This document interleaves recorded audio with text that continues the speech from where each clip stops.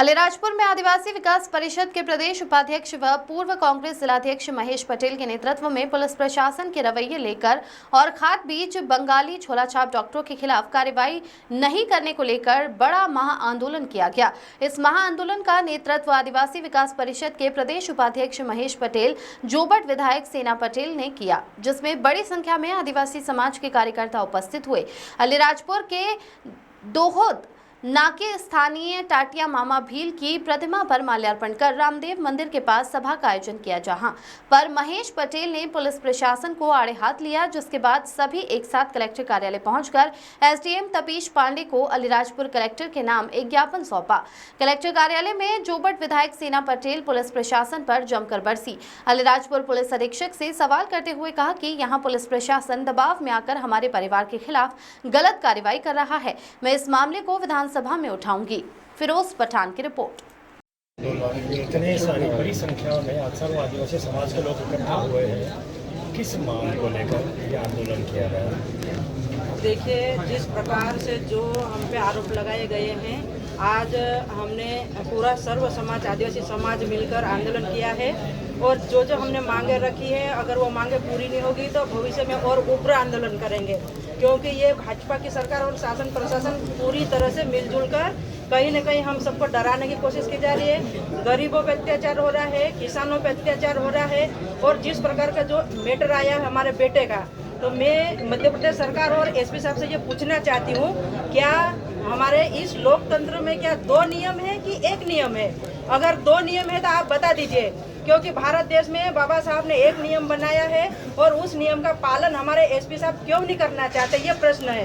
क्योंकि जो सामान्य दुर्घटना हुई है उसके ऊपर 307 लगती है और जिसकी हत्या हो जाती है उसके ऊपर आप कोई कार्रवाई नहीं करते हो, तो ये दो नियम क्यों है? एक नियम होना चाहिए देश का और एक नियम ही रहेगा, लेकिन आप हमेशा से हमें टारगेट करते हो। एक बार नहीं, दो बार आपने हमें टारगेट किया है, तो ये सरासर गलत है। और जिस प्रकार से हमारा आदिवासी समाज और हम, मेरा पूरा परिवार, इस जो 307 का जो केस लगा उससे हम आहत हुए हैं, तो मैं इनकी सूचना के अधिकार में जानकारी लूंगी और मानहानि का दावा ठोकूंगी। जब देखे तब हमारे परिवार के ऊपर ही आप पड़े रहते हो, बाकी पूरे जिले में लूटपाट मची हुई है, उसके ऊपर आप कोई कार्रवाई नहीं करते हो। तो ये कहीं न कहीं, चाहे हरदा कांड देख लो, भोपाल कांड देख लो, पूरे मध्य प्रदेश में एक तरह से प्रशासन ने हर कांग्रेसी को टारगेट कर रखा है, हर आदिवासी को टारगेट कर रखा है, लेकिन ये हम होने नहीं देंगे और हम तो कोई किसी से डरने वाले हैं भी नहीं और डरेंगे भी नहीं। सेना जी, आप जनप्रतिनिधि, आप विधायक है, क्या इन सारे मुद्दों को लेकर विधानसभा में आप मैंने पूरी तैयारी कर ली है। जितने भी जिस प्रकार का जो अत्याचार हो रहा है वो सभी मुद्दे विधानसभा में उठाऊंगी और माननीय हमारे नरेंद्र सिंह तोमर के सामने ये मुद्दे उठाऊंगी और सरकार को अवगत कराऊंगी। जो जिस प्रकार से सो रही है सरकार कि देश में आखिर क्या हो रहा है उनको दिखाई नहीं दे रहा, तो विधानसभा में हम माननीय उमंग सिंगार जी और मेरे पार्टी के वरिष्ठ नेता, हम सब मिलकर ये मुद्दे उठाएंगे और सरकार को बताएंगे। आज एक महा आंदोलन का आगाज सर्व आदिवासी समाज ने किया है, क्या है पूरा मामला, किस विषय को लेकर इतनी महारैली महा आंदोलन किया गया? आज हमने आदिवासी समाज और आदिवासी विकास परिषद के नेतृत्व में आज यहाँ अलीराजपुर जिले में खाद की कमी, नकली ताड़ी के बहाने पुलिस द्वारा प्रताड़ित करना, फर्जी झोला छाप डॉक्टरों के खिलाफ नहीं कार्रवाई करना और पुलिस द्वारा जो मेरे बेटे पे जो धारा 307, 109 बोलते भी BNS नई धारा, जो कि एक एक्सीडेंट था, तो पुलिस द्वारा 109 लगाई गई। लेकिन मैं एसपी साहब से पूछना चाहता हूँ, कुछ दिन पहले एक रेत की गाड़ी द्वारा आंबवा थानेदार को एक्सीडेंट हुआ था, तो उसके खिलाफ नहीं लगाई। एक जवान राम सिंह की चौकी में एक रेत की अवैध वसूली कर रहा था, वहाँ पर उसकी गाड़ी से दब के मौत हो गई थी, उसके खिलाफ गाड़ी के खिलाफ 302 नहीं लगाई। और मेरे बेटे ने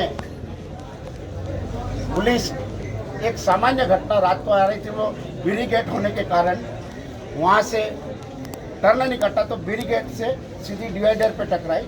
वहाँ पुलिस जवान खड़ा था, कोई मारने का उद्देश्य नहीं था, और बीचों बीच एसटीओपी साहब की गाड़ी थी और वहाँ पर उन्होंने गाड़ी देख के उधर कटी।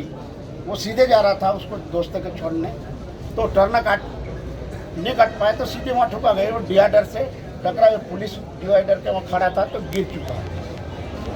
ऐसे में 10 घंटे बाद पुलिस ने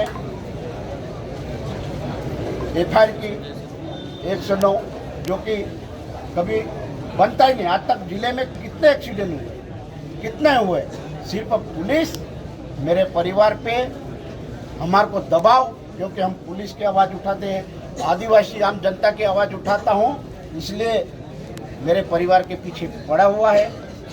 पहले भी कई एफआईआर कर चुका है, लेकिन न्यायालय में वो नहीं ठीक पाता है पुलिस। तो इसलिए पुलिस हमारी आवाज़ दबाना चाहता है, क्योंकि पुलिस जिले में इतनी भ्रष्ट है, चाहे अलीराजपुर थाना हो, नानपुर थाना हो, आंबवा थाना हो, चाहे कोई भी थाना हो, वहाँ पर पुलिस की गाड़ी से अवैध रूप से वसूली की जाती है। जब एसपी साहब को नहीं दिखता, जब उनके जवान मरा, जब थानेदार घटना हुई, जब एसपी साहब कहाँ थे, क्या सो गए थे? इसलिए आज हमने यहाँ आंदोलन किया और ये खाद और नकली ताड़ी के बहाने जो नानपुर थानेदार द्वारा जो अवैध वसूली की जा रही है पूरे ज़िले में, चाहे अलीराजपुर हो, चाहे उमराली हो, जो नकली ताड़ी के नाम से हमारे आदिवासी भाई 1 लीटर 2 लीटर निंगाल और सिंधे की ताड़ी बेचता है, उसको भी नकली मानता है। हम नकली ताड़ी के विरुद्ध है, नकली ताड़ी के हम विरुद्ध है, क्योंकि आंबवा में घटना हुई थी, 3 लोग की मौत हो गई थी नकली ताड़ी से।